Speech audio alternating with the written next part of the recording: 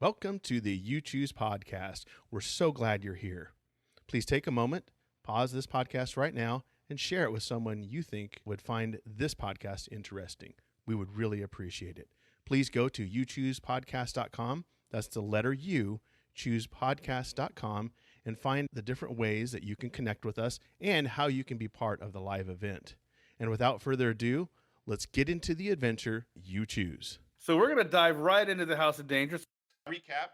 So this is our game pieces. We've got binoculars, a water bottle, a pocket knife, a first aid kit, and a battery. Now the battery, the first thing we thought of was putting that into was a taser, not a flashlight or something else. Taser, because it's the 80s. We're going straight for the taser.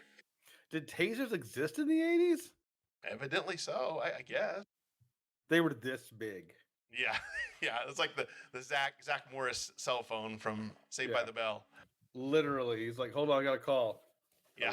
Hello. Oh, Hello. I think I herniated my back lifting this phone. So our goal is to get inside Marsden Manor. So last time we failed miserably, but the game lets you go back. You do have to raise your danger meter a little bit. Yeah. Technical stuff never happens in podcasting. That's right. Never any issues. Jesse, put that pocket knife in a fanny pack. Yeah, he knows. We're going to go through it the second time and see if we can get something different this time. Strap on your taser and your pocket knife. We're ready to go. All right. A taser knife. Taser knife. There you go. Combine them both. There you go. Duct tape that knife to a taser. With the first aid kit slung on your back. So are you starting off first here, Lee? Yes. I'll start out with this one. So we'll go ahead and read the cards here. So this is House of Danger, the game, based on the Choose Your Own Adventure book. All right. And then when we get to decision point, just chime in on the chat. It's a Tuesday morning in late June, and you wake up in a cold sweat. The nightmares came again last night. Even though, here we're going to brag, even though you're an aspiring detective and psychic investigator, you haven't been able to make sense of the haunting dreams you've had these past few weeks. In your dreams, you keep seeing the same spooky house. You're still shivering under your covers when you hear the phone ring downstairs in your basement. All right, here we go. Where you have a combination office and research laboratory. You dash down to the lab to answer it. I need, a weak voice says when you pick up the receiver. I need your help. You hear a loud click and the phone goes dead. But you were prepared because you're a very smart 9-year-old. While your caller was talking, you activated your high-speed telephone tracing device. It instantly displays the caller's number, 555-7259. We sprung for the high-speed one, not the low-speed one. We were like, we're not playing games. Yeah, we're not messing around. If you're going to have a lab in your basement, you're going to pay for the high-speed tracer. High speed all day. Every time. You call back the number right away, but there's no answer. After consulting the tall stack of reverse phone books, aka regular phone books, behind your desk, you are disappointed to learn the number is unlisted. You sense that the phone call is somehow related to your nightmares.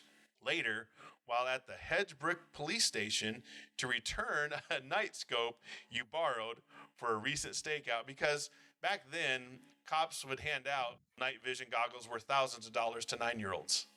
He's like, "Proof, Rock, where's your gun? I gave it to some kid. He'll bring it back."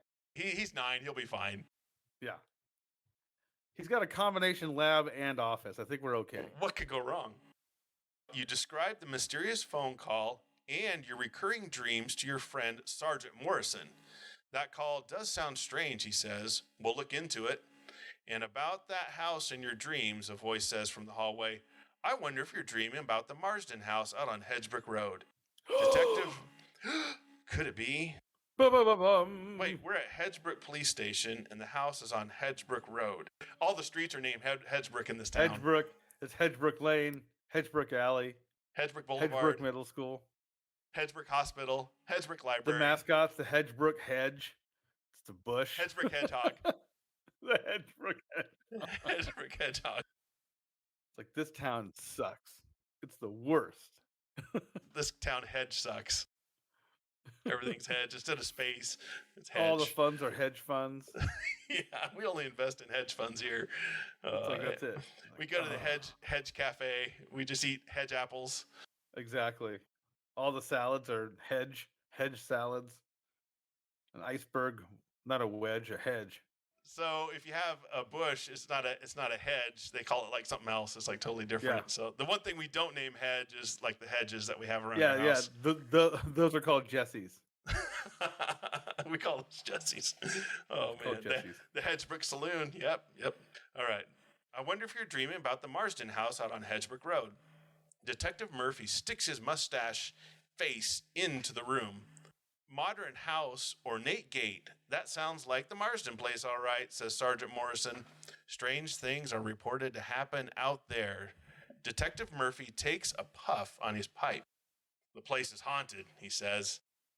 I know it sounds unprofessional, but I've had a file on the Marsden house for years, and I'm sure of it. He waves a folder in front of your eyes, and a phone number written on the front jumps out at you. It matches the one from your mysterious phone call. So the call is related to your nightmares. Your psychic sensors were right. So we draw clue 66. That's our goal, or 26. That's our goal, is to get into the Marsden house. Back at home, you grab a bottle of water and your trusty pocket knife, which we have, preparing for a new investigation. Half an hour later, you stand before the Marsden residence, which appears exactly as it did in your nightmares. The house's futuristic look is a strange contrast to the antiquated appearance from the stone wall and the wrought iron gate. And the exposed skeletons laying on the front lawn. Skeletons everywhere. Which is locked shut and wrapped in steel chains. Even though the air is balmy, a chill travels down your spine. The gathering clouds on the horizon hint at a brewing thunderstorm. Storms are coming, boy. At the Marsden house. With my mustached face. I may have read that. So that's the setup. So here, we're back at chapter 1, card 2. So that's the setup. So this is where we left off last time, folks. In one heroic move, you jump into the opening of the roof access door and land on your feet inside the greenhouse. Here we go. Ninja-like. That's one. You ninja take a deep counter. breath. Hold on, wait. Ninja-like. Keep going. You ninja counter yourself. On. Ninja-like. That's 3. You assess the situation, ... like a ninja. That's 4. 4. So that's 4 ninjas in 3 sentences. That's amazing. That's the worst. The botanical specimens in the greenhouse are unlike anything you've ever seen. Glossy pink bulbs 7 feet across sit atop the yellow vines that spread horizontally for 20 feet. The plant with the sharp spikes is actually see-through. Suddenly, you hear a rustling sound. You look in the corner of the room and see a dark green cluster of vertical vines twitching and shaking. Yeah, there you go. I might not be alone, you think. Ooh. Through the wall of the greenhouse, you spot a commotion of some kind on top of the gazebo, just below the trees, about 40 feet away. You need to think fast. All right. If you check out the writhing vines, go to story card 25. If you dash outside to explore the commotion on the gazebo, go to 9. So last time we went to 25. This time, going to go to card 9. Card 9. Here we go. So that we get something different. Well, I get to my cards here. That would be you. Day now, dude. There we go. Card 9. You sprint to the gazebo, practically pushed along by the winds that are picking up. A light sprinkling of rain spatters the ground as you run. You make it to the shelter of the structure, and the mayhem occurring above you on the roof increases in intensity. Who is up there, and what are they doing? We know what we're doing. Yeah, what are they doing? We're being mischievous. You notice a driveway about 20 feet away. Okay, premonition. If you are level 2 or higher on the psychic scale, where are we at on the psychic scale? Psychic scale check. We are level 2, so we're okay. So we're level 2. Draw clue 27. Just at level 2, though, so. Barely. Don't get just cocky, barely. Kid. You're a fresh 2. Okay, so here it is. Just some weird-looking premonition from our dreams. Okay. If you climb to the top of the gazebo, go to story card 10. If you run to the driveway, go to story card 30. The age old literary question: to gazebo or driveway? To gazebo or driveway. That's always the dilemma. So that's our options there, is to go to the driveway or the gazebo. So let us know in the chat, which direction should we go? And if you're listening at home right now and you're shaking your fist at your radio, your phone, your iPod, your old timey radio, and screaming what you want us to do, here's a fun fact. Every other Monday nights, 8:30ish Central Standard Time, 8:30ish. Yes, yeah, sometimes. You can join the live fun as we do this, and you can comment. Your voice can be heard, at least, theoretically, as you type. So no more screaming at your radio and phone. You can help join the adventure. Allow your voice to be heard. Join us on YouTube, Facebook Live, or Twitch. So pick your streaming service of choice, and we'll be there. So, yep, climb it like a karate guy. Like Karate guy, listen, you didn't even say ninja. That adds at least Jesse. 20, 30. That adds 30 to the count. Right now. Right there, karate guy. I can't even deal with this. I can't work in these conditions. I can't do this anymore. So climb to the top of the gazebo. We'll give it another second, but that's probably what we're going to do. That is card number 10. Climbing the gazebo. Here we go. You stand on the gazebo's railing, steadying yourself by gripping an ornate post holding up the roof. The rumbling above sounds and feels frightening. What are you getting yourself into? Right? Reluctant to barge into the middle of the situation. I think we're way past that at this point, aren't we? I know, right? Like, now you're reluctant? Kid, get out of here. We've committed a felony by breaking and entering. I think Right. we're why are we even now we're like, oh, I don't know if I should be here. You raise yourself just enough for a peek and discover that there's no one on the gazebo roof. The commotion is actually a large satellite dish broken into 3 pieces. The big jagged fragments are still connected to the base by wires, and violent winds are spinning them in a circle with great force. Flailing wildly like an angry octopus, the satellite dish almost hits you in the face. You might be able to grab a piece zooming by. Required challenge: attempt to grab a piece of the satellite dish. This is where the dice come into play. As long as we roll a 3 or higher, we can grab the piece of satellite dish. So we'll roll here. Oh, no. We rolled a 1. Oh. We lost. How has that happened? No satellite dish for you. Okay, so if we lose, we have to draw clue 17. So let's draw clue 17 and see if we get it. Probably isn't good. It's a taser knife. It's a taser knife, yes. No! Your fingertips graze a piece of the satellite dish, but you can't quite grab it. You reach too far, lose your balance, and tumble from the gazebo down a short hill. Your confusion from the fall slowly subsides, and you hear the sound of a beautiful violin nearby. You stumble off in the direction of the music. Raise the danger meter by 2. Oh, crap. We're still at 3, but one more mistake, and we're going to be at 4. So that's going to make it more difficult. Way too dangerous. Go to story card 17.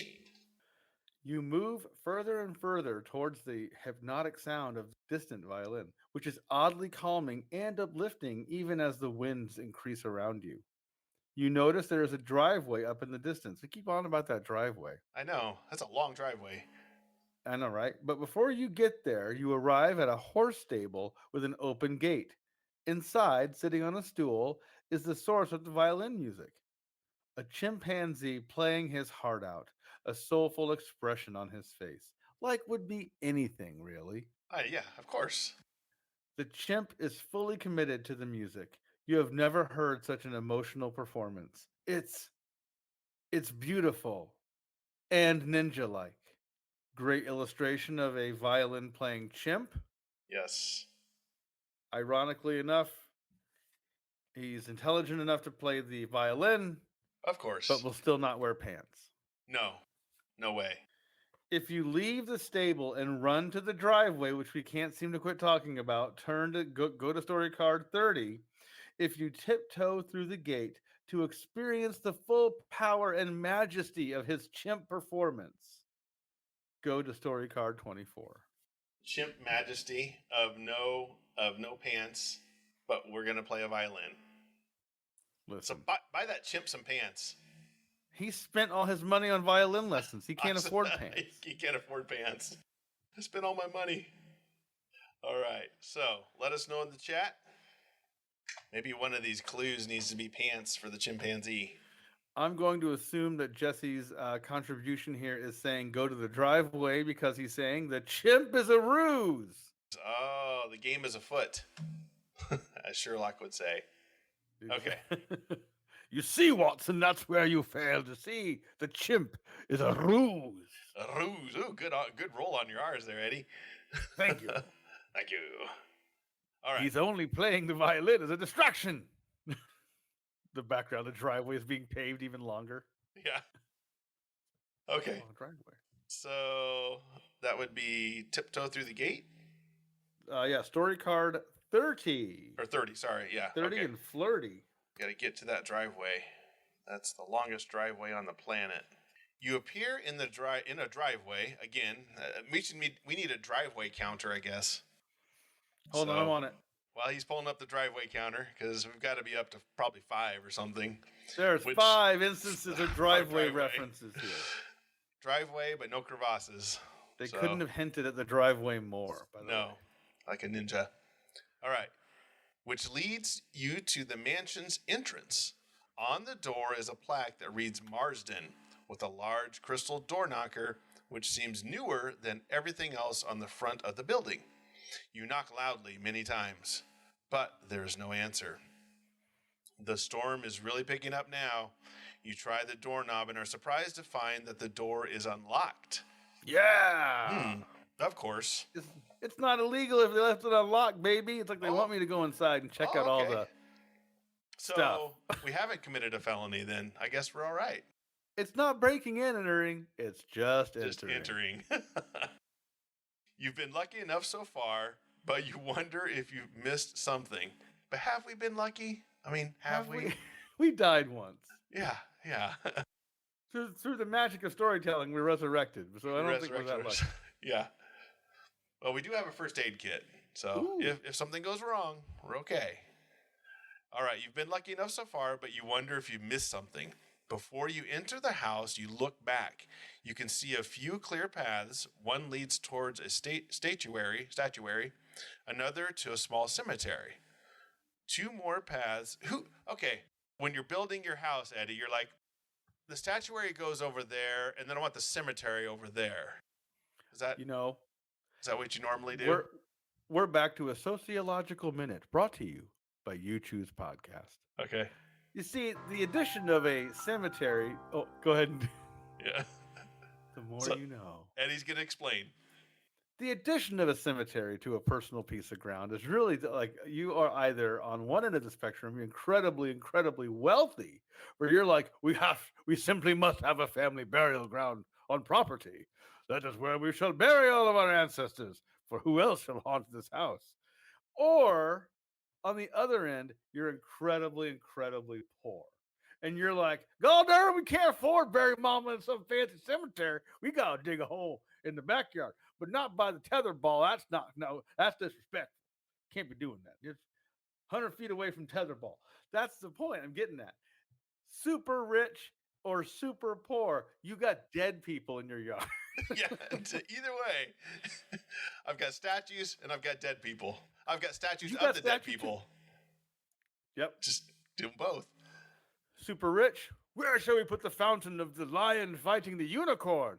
On the super poor, while we put this broken VW bus, where we put that at in the yard? Wait, where's that at? Might as well just put a fountain look in real there. Pretty, put a planter on it. And so some water running down it. Johnny can just drink anytime he is outside. You don't have those struggles in your neighborhood, Lee. I guess I live in the wrong neighborhood. You know? Oh, that's hilarious. Bring back the family cemetery, I say. Start burying your family in your backyard. This is why you listen to the YouTube's podcast, because now the more you know. You know.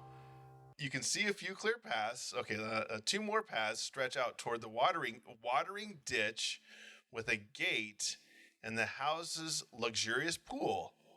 You could go back and explore it if you want to. So no crevasse, Eddie, but we have a ditch. Listen, sometimes it's just a ditch is a ditch. The thing that my parents threatened I'd be digging if I didn't go to school. Yeah, Did they you're hit right. you with that too? Yep. You're gonna be digging ditches the rest of your life. That was like that was like the worst job that a baby boomer could come up with. They were like, "What's the worst thing ever? Ditch digger." Ditch digger. I'm gonna be I digging got a couple. ditch. Prison barber. No one wants to do that. I don't want to shave heads. Prison barber. Prison dentist. Yeah, prison dentist. I don't want that job. I'm the prison dentist at Hedgebrook Prison. Oh, there That's it even is. Y'all worse. getting the same dental plan over here. Yeah. Knuckles. Isaac Yankum. My name's Dr. Yankum. Yeah. All right. So I guess we're gonna. Do we make a command decision? Because there's a lot of choices on the back here. Do we just move forward in the story here? We can either, so you have the option, just like the books, to go back and get more stuff, or you can just go ahead and continue moving. You may advance to chapter 2 and keep all your inventory. So we'll keep our battery for our taser, our first aid kit, our pocket knife, and our water bottle and binoculars. Don't forget those binoculars. I do think, in the interest of moving the game along, that's the one thing we'll want to exercise as the host, is to let's just keep it moving. Because if we backtrack, we'll never get out of chapter 1. No, you could spend hours just going back and finding more stuff, because there's a lot more clues in here. And don't get me wrong, I'm a fan of completionist stuff with games. You go back to the level, check, make sure you got all your golden rings. Ooh, there's garden shears. We could have gotten garden shears. I guess we can just briefly mention. We had them last time. You remember that? I know. I remember. Because we had to fight that chimp with the garden shears, and I was like, man, you turn the corner, you just see us holding a pair of bloody garden shears. I've had a really weird day. Oh, that was a weird day. Yeah, we had like a pocket knife, garden shears. I mean, we were ready. See, metal sphere. So there's lots of things. So flashlight. See, that's where that's the one thing we don't have, Eddie. We didn't have a flashlight. No, we don't. That might bite us in the butt later. It's not too late, though. We'll see. Yeah, okay. So, chapter 2. Should I crack off the mansion? Please. The mansion. You made it. You're inside the Marsden house, the cursed edifice that has haunted your nightmares for weeks. That's a tagline right there. The cursed edifice. That's haunted your nightmares. Hey, this is a funny one. Hey, Eddie, describe your ex-wife. The cursed edifice that's haunted my nightmares for weeks. For weeks. Cursed edifice, yes. Your trek through the mansion's grounds has left you with far more questions than answers, to the point where you have to wonder if the smart move would be to turn around right now and forget you ever came to this infernal place. It's got clear plants. It's got violin playing chimps. It's got long driveways. Cemeteries on property. Man, I'm not built for this. You're no quitter, though. No. You're an aspiring detective and psychic investigator who's also 9. You won't give up this case until you find out why a spooky futuristic mansion you'd never seen before has somehow found its way into your dreams, and why you got a call from the house this morning. You're standing in a grand foyer. Its modern decor is elegant and it's minimalism. Suddenly, a man, they don't mean like a lack of decor. They mean really tiny stuff. It's just all tiny miniature. Just itty bitty. Chairs, tables. Like dollhouse stuff. He's got like a little vase that's like the size of your thumb. You're like, look at this. This is minimal. This is minimalist. It's like, oh man, if I have to go to the bathroom, I'm in trouble. The miniature toilet. Oh, please tell me you have 1,000 toilets here, because I'm going to fill them all up. There's so little. You're standing in a grand foyer. Oh yeah, minimalism. Suddenly, a man in a delivery uniform bursts through a set of tall double doors, screaming. Help, help, they're after me, the man cries. He rushes toward you, but suddenly drops to the ground as if he had been hit by an invisible hammer. This is also the name of mine and Lee's upcoming album, Invisible Hammer. Invisible Hammer. Track number 1, super long driveway. You dash to his side and hear his breath coming in short gasps that sound almost like sobs. He gives a terrible shriek and lies still. This man has been frightened to death. Da-da-da-da. How do we know? We're also a psychic EMT. EMT, yes. Just then, he inhales sharply. I guess we're not that good. I guess not. Jumps to his feet and bolts past you and out of the house. You breathe a deep sigh of relief. So, not quite to death. He's not all the way dead. He's almost dead. And we're not, you notice we're not going to admit we were wrong. Yeah. Then oh, I was wrong. I guess he's alive. Well, he's not quite dead. You know, I'm not completely wrong. Oh, we've established we are like a walking nightmare of a person. We're all ego. Yeah, we Like, are. so you were wrong. Well, I wasn't wrong. I was just mistaken. It's just, slightly off. You know, what? I'm a human. Ooh, something falls from his clothing as he makes his exit and it hits the floor, tinkling. You kneel down to inspect the object and discover that it's a small dart, the kind that might have come from a blowgun. You know, why not? Whatever this man was afraid of, his fear seems to have been justified. Just how dangerous is this house? As your thoughts swirl, a loud buzzing noise erupts from somewhere beneath your feet, shaking the floor. The noise is so loud, it drowns out the gathering storm outside. Just as quickly as it came, the noise stops. It sure sounds like something weird is happening beneath the manor. You're willing to bet that whatever is happening in this place, the answers await you down there. Draw clue 57 to discover your goal. Goal: find the access to the basement. You don't see any way to a lower level from the foyer. Rather, a sweeping stairway leads upstairs, while the double doors that the frightened man ran through head off to your right, and a smaller door, slightly ajar, leads in the opposite direction. If you take the stairs to the second floor, go to story card 39. If you go through the double doors that the man came through and then almost died, go to story card 51. If you walk through the smaller door, go to story card 42. 3 choices. So we get second floor, double doors, or smaller door. Miniaturized doors. How are we going to go through that thing? Little guys. I know. We're going to have to really squeeze through. We are 9. I'm in. Blowgun like a karate guy. Gosh darn it. This is awesome. I wonder, since we were wrong about the guy actually being dead, well, that doesn't necessarily mean we're going to be wrong later. I mean, that was just one minor misstep. Listen, I'm allowed to be wrong once every psychic investigation. Well, we weren't completely wrong. He probably technically was dead for a few seconds. So, we can still say we were right. I mean, he was clinically dead. I mean, I verified clinically dead and he came back. So I'm not wrong. He just came back from the dead. My Southwest Airlines pre-check includes double doors. Double doors. Double doors. So that is story card 51. Enter a formal dining room decorated in a modern style. The walls are a deep, moody gray. They're moody. It's not happy gray. It's moody gray. So it's like this. Yeah. Just gives you a grumpy face. They're like the moody walls. Like, guess what sucks? You're like, what? Everything. Oh, okay. Good to know. You're moody. You're in a mood. This chair, everything. All right. The guy that died, but didn't die. He didn't. He die. sucks too. You're like you get all offended anytime. Well, he was technically dead. I mean, I did point out he was dead. Yeah, he was actually dead for a little while. Okay, I'm never wrong. Just stop bringing it up. I was right. Just leave it alone. And the table and the chairs are lacquered glossy black.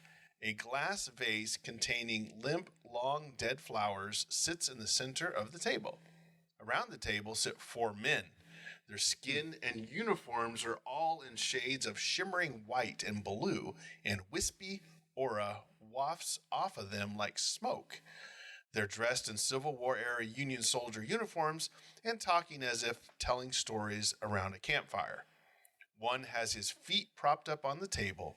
They don't seem to be aware of your presence. You notice a wooden door that is rattling, as if something behind it is trying to escape. Beams of blue light shoot out of the keyhole and the wooden slates of the door. There's also a narrow swinging door at the end of the dining room that probably leads to the kitchen. If you are a level 2 or higher on the psychic scale, which we are, and if you want to get closer and listen to their stories, draw clue 48. You creep closer and overhear bits and pieces of conversation. One ghost mentions barely surviving a savage attack and locking the dangerous one in the secret passage between the kitchen and the master bedroom. Finish story card 51. If you quietly open the rattling door with the blue light, go to card 37. If you sneak past the men and go into the kitchen, go to story card 52. So do we open the door with the blue light, or do we sneak past and go into the kitchen? So kitchen or blue light? All right. Interesting. A blue aura wafting off of the men. So they're ghosts, essentially. Because only ghosts have blue auras. Yes, only. Because even though I have a blue aura on me right now. Is Eddie a ghost? Aren't all alive people just future ghosts? Oh, there you go. Well, I would know if you were dead or not, because I know dead. When I see a dead body, I know if it's dead. Okay? Don't bring it up. Don't argue with me. When I say something's dead, it's dead. You know what I'm saying? Yeah. We'll never admit we're wrong. Start doing it and start embalming him right there. He's not even dead. No, I said he's dead. I know he's dead, but he's moving. He's trying to get up. No, he's not dead. Quite trust me. Dead. You're dead. I'm a blue dabba-dee dabba-da. So that is 37. So we'll back up 37? a little bit. Because that was 51 we were on. So we'll back up a little bit. Going back. You open the rattling door to reveal an impossibly long passage, slightly lit with a small beam of blue light.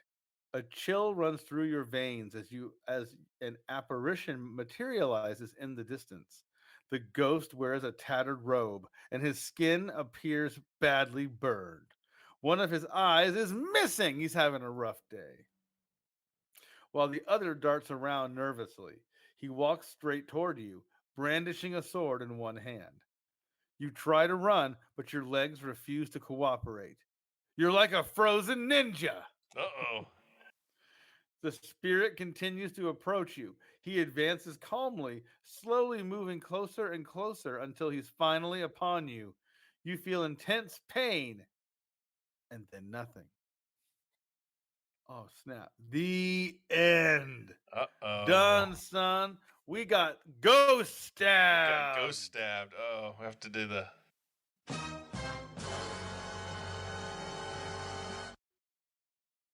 Man, so we moved back one space on the psychic scale. Oh no, we're on a 1 right now. And return to story card 51. You couldn't just move on. You had to open the ghost door. Of course. That's like Al. I just don't get it. Well, how do we know we're dead? I mean, we're the expert, but we're dead. You feel pain. You feel pain. And then nothing. So this basically lets us go back to you sneak past the men and go into the kitchen. So we'd go to 54 instead then. I like how we're giving aesthetic opinions here. Listen to this one. The kitchen looks a bit drab. We're just... They could have done better. We're an interior decorator now as well. I know. Okay. Compared to what you've seen of the rest of the house, a large blue refrigerator stands lonely against one wall, a heavy chain wrapped around it, holding it closed. The opposite wall is dominated by tall cupboards. Black and white checkered tile covers the countertops and the floors. and a butcher's block on the corner is stained a deep crimson from heavy use. On the far side, yeah. Is that blood? What is that? Is that What is blood? that? Is that blood? Is that? Maybe that's jelly. That's some jelly. That's some grape or That's strawberry jelly. homemade ketchup up in this house. Yeah, that's what that is. On the far side of the room, there's a small door that appears to lead to a wine cellar. Optional challenge. Here we go. Ooh. Search the cupboards. Win, we draw clue 34. Another optional challenge is try to open the fridge. Oh boy. So if we lose the cupboard search or the fridge search, we have to raise the danger meter. We're at a 3, so we have to roll at least a 3 or higher. But we do have the binoculars, which gives us an extra 2 because it has the eye icon in it. So even if you roll a 1, we'll still win. So technically, we can get the cupboard without a problem. Okay. But the fridge, we would have to roll at least a 3 or higher. So I say search the cupboard because we're going to get that one. So that one automatically gets us clue number 34. Bonus story choice. The cupboards are entirely empty, but the back of one of them opens to reveal a secret passage and a stairway. Place this new option story at the bottom of story card 54. Oh, okay. This option may be considered when you're reading to choose the next action. Uh-oh. So we will have that as an option. So, okay. I like that. All right. So do we want to try to open the fridge? That's going to be the challenge here. If we lose the roll, we have to range the dangerometer. Yeah, we do. So do we roll, or do we want to leave that up to the viewers? Roll or not to roll? I say let's roll. Let's just do it. I kind of want to roll just to, why not? We rolled a 6. All right. So we pried open. We used our 9-year-old strength and pried that thing open. Yanked it open with psychic fury. That's right. 49. That is a sandwich. So we open the fridge and there's a sandwich. You find a delicious looking sandwich in the fridge. Discard at any time to lower the danger meter by 4. Ooh. Okay. We want that one because. So we can hold on to that sandwich? Yes. And then we can use it to lower the danger meter. Yes, we can. That's awesome. The magical sandwich. Jesse's asking, is it jelly? Looks like it's a Dagwood sandwich. Just like he said from it our has other to be books. jelly because jam don't crimson like that. Oh, okay. So, Eddie, here's our choices. Do we go to the wine cellar, or, based upon our clue card, do we go to the secret passageway? Ooh. What do we do, listeners? Wine cellar or secret tunnel?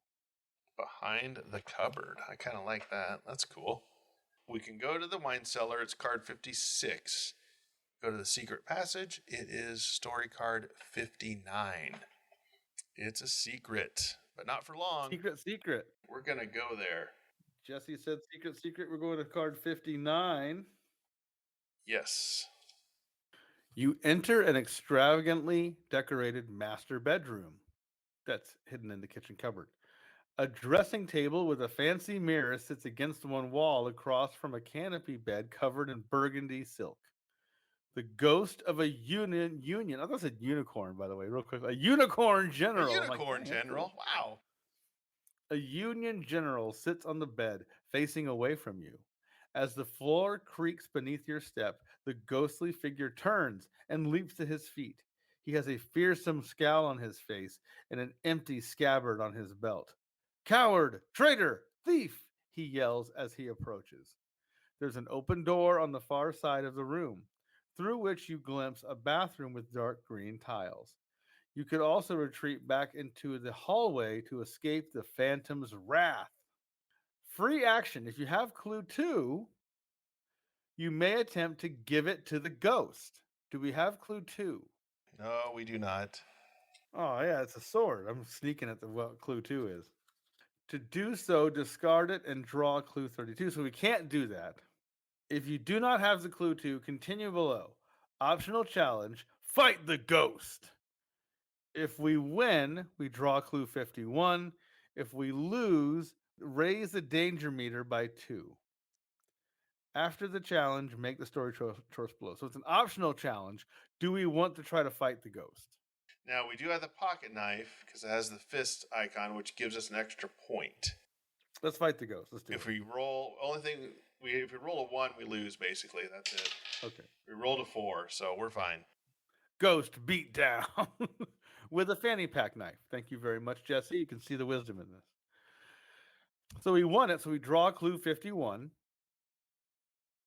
You swing your fists at the spirit, and you're surprised that your blows actually land. You're really, Psychic punch. You're really punching a ghost. The fight is long and difficult, and by the end of it, the room's in pretty bad shape. Holy cow, we had a shakedown. 9-year-olds can fight ghosts with That's their right. fists. That's great. Yeah. However, the ghost seems impressed with you. That's the best fight I've had in ages, he says. I guess you deserve some answers then. Lower the danger meter by 4. Whoa. And go to story card 34. Oh, so we don't even have to make the choices on that card. Okay. What did it say? Story card 34. I am General Henry Marsden of the Union Army, and this estate has passed through my family for generations. Ever since the first settlers built this town, I regret that I cannot stay for long. For though our meeting has invigorated me, I must soon return to my penance below. Before I go, however, I will answer one inquiry you may have. If you ask the ghost about the noises in the basement, draw clue 28. If you ask the ghost about other ghosts in the mansion, draw clue 36. If you ask the ghost about your nightmares, draw clue 34. So do we go noises, other ghosts, or nightmares? That's the choices we have. Interesting. So then we have these choices, and then we'll have the choice of where to go after this. Jesse says, a 9-year-old ghost puncher was on my resume for camp counselor. So tell us a little bit about yourself. Well, I've punched a ghost. Well, I punch ghosts on the regular. Nightmares, Jesse says. Give him those good old nightmares. Ask him about the nightmares. Clue 43. The ghost's eyes look grim. I would turn back if I were you. The source of those nightmares is something truly frightening. Indeed, you don't want to tamper with forces that are far beyond you. You won't fare well. Finish the story card. Finish back on story card 34. I got ghost fists, though. It's like, yeah, he doesn't know us very well. We're way better than he thinks we are. If you return to the hallway, go to story card 4. If you check out the bathroom, go to story card 50. So hallway or bathroom. I do like this little quick side thing. This is nice. Yeah, it's a little just side note. Little side quest. Yeah. Hallway or bathroom. The hallway was where we did go back through the cupboard, right? I believe so. And the yes. bathroom was in the bedroom when we saw. In the bedroom that we were in, that we talk about the tiles and how it's decorated. I got a fanny pack knife that says Goonies never say die. Nice. Bathroom is card 50. You enter the bathroom and close the door behind you, only to jump about 3 feet in the air when the door suddenly bulges inward with a loud thud. Frost spreads across the bathroom mirror. Uh-oh. You're like, do I got to fight another ghost? My ghost hands are ready. They're ready to go. And you stand so still you almost stop breathing until the frost finally stops spreading. It recedes, and the scary, bulging door returns to its normal shape. The bathroom is decorated in various shades of green, and a clawfoot tub sits against one wall. There's a hatch in the ceiling. Maybe it leads to the attic. You lean out a small window and see a drain pipe on the house's exterior wall. Leaning out farther, you see another window, and through it, paintings on the wall. The sun is setting, and the rain is really coming down now, so climbing the drain pipe to the gallery would be tricky. Optional challenge, climb down the drain pipe to the window of the art gallery. If we win, we lower the danger meter by 4 and go to story card 32. If we lose, we raise the danger meter by 1 and try again. If you do not take the challenge, continue below. Skip the drain pipe and climb up into the ceiling hatch by going to story card 53. That's the other choice we have. Yeah, I was thinking there's really no advantage because we're already as low as we can go on the danger meter. Yeah, I was gonna say we may as well just do the climb to the ceiling. Ceiling hatch, yes, I agree. Yeah, 53. There's really no choice there, guys. After a short climb, you're in the attic. It's dusty and creepy, and there's another ladder here. Man, this place is full of ladders. So many ladders, ghosts and ladders. Ghosts and ladders. Instead of chutes and ladders, ghosts and ladders. Right. The second ladder leads to the roof, but you can see through the window that the storm has really intensified. It's pouring outside now. You poke your head out through the window and discover a stout vine on the outside wall that could easily support your weight. And most importantly, thanks to a wide overhang, climbing out this way would keep you dry. You can see through French doors on the ground floor that lead to a study. If you climb up the ladder to the roof, go to story card 43. If you climb down the vine to the study, go to story card 43. So do we climb up the ladder to the roof, or do we climb down the vine? Ladder to the roof, vine to the study. Vine to the study. Isn't that always everyday choices? It really is. All right, so let us know in the chat where you want us to go, and we'll go there. Now that it's raining outside like crazy, evidently. And it can easily... Oh, Vine time. So vine time is 33. Once inside the study, you are shocked to find 12 pairs of eyes staring at you. In outrage, you stop dead in your tracks. There are a dozen shady-looking people, all stuffing briefcases with bundles of cold, hard cash. This is the strangest house in the world. It is. Literally, they're taking money out of ice-filled coolers. Okay. You take another step, and all but one of the guys takes off, suddenly spooked. The last one turns and glares at you. Since he's still holding his briefcase tightly with both hands, you're pretty sure you can take him. We're fighting everybody today. We're just confident. You see a hallway on the other side of the room that might serve to be a quick exit. Optional challenge: wrestle the man with the cash-filled briefcase. If we win, we draw clue 38. If we lose, we raise the danger meter.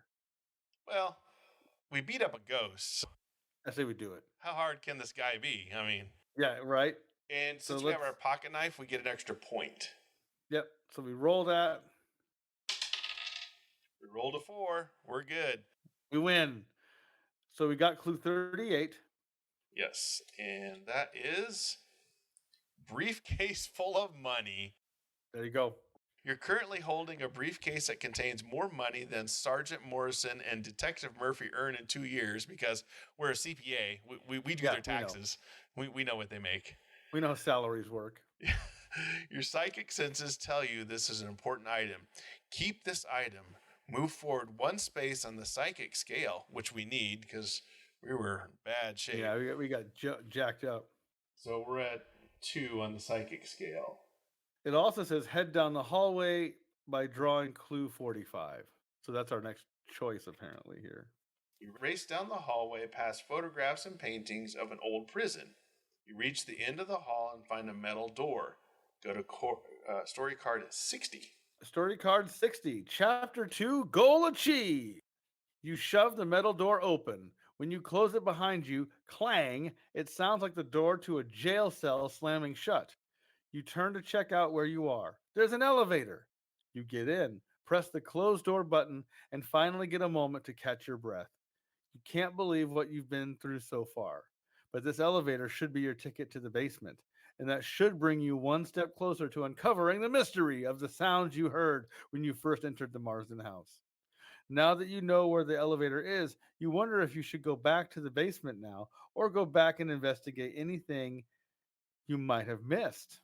And then there are choices. I think, like we said, in the interest of doing this, we should probably just keep it moving forward. Anyway, otherwise, you may advance to chapter 3. Keep all your inventory items, including our briefcase full of cash. Cash. Bam! And We're our rich. Dagwood sandwich. Our sandwich. Ooh, we got a sandwich. We got a sandwich and money? We got a sandwich. That deserves a macho man. Oh, yeah. Yeah. That's right.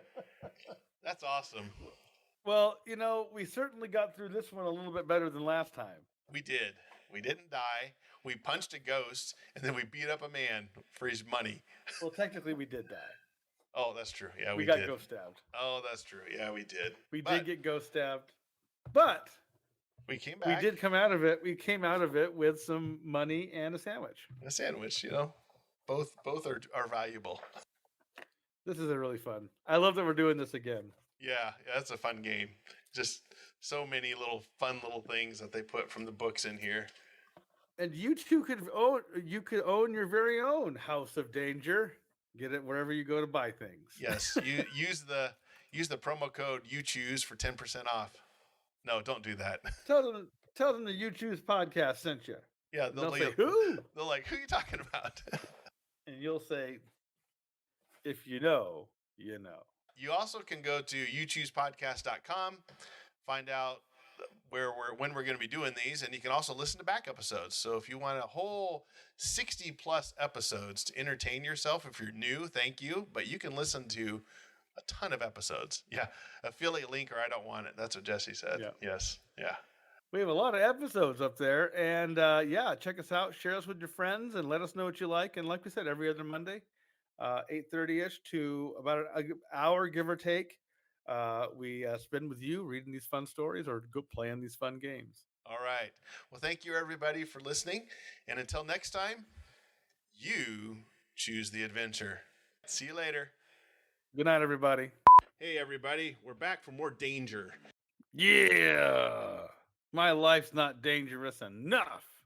It's like one of those commercials. Do you beg for more danger in your life? Do you yearn for more danger? Well, call right now and we'll get danger coming your way. I'll tell you real quick, shameless plug here, because if we're learning anything in this worldly, we got to promote our other shows too. Exactly. Yes. Yes. So before I get going, Lee Searcy, covert nerd, the covert nerd himself. Yes. You're looking right at him. Right. Secret's out. He's not so covert anymore. It's not so hidden anymore. Covert Nerd Podcast, the deep dive show with a heart of gold. Listen, if you love anything nerdy at all, check out Covert Nerd Podcast. Do yourself and your grandma a favor, because you're just grumpy. Exactly. Listen to Covert Nerd. Put yourself in a good mood. And similarly, my show, Paranormal Dads, where we do a fun deep dive into all things paranormal. Come check us out, complete with dad jokes and scary campfire stories. Dad jokes, dad bods, we got it all. Got it all. And then also I do another one called Dimensions. It's a trip down artistry and poetry and pretentiousness. Philosophy. It's joke. It's some philosophy. It's just fun. It's a fun little show. She didn't. Oh, look, there's Carolyn. I know. Every other Monday, Carolyn, we are here. We miss you, Carolyn. Doing our thing. Glad you're here. Well, you came back for the right time, because we're going to go back into, we got the keys, signed the deed. 30-year mortgage. They're doing 40-year mortgages now. Have you heard this? We're going to do 40-year mortgages. If we're going to buy a danger house. On the House of Danger. We're going to do a 40-year mortgage at 9% interest. What could go wrong? An ARM loan?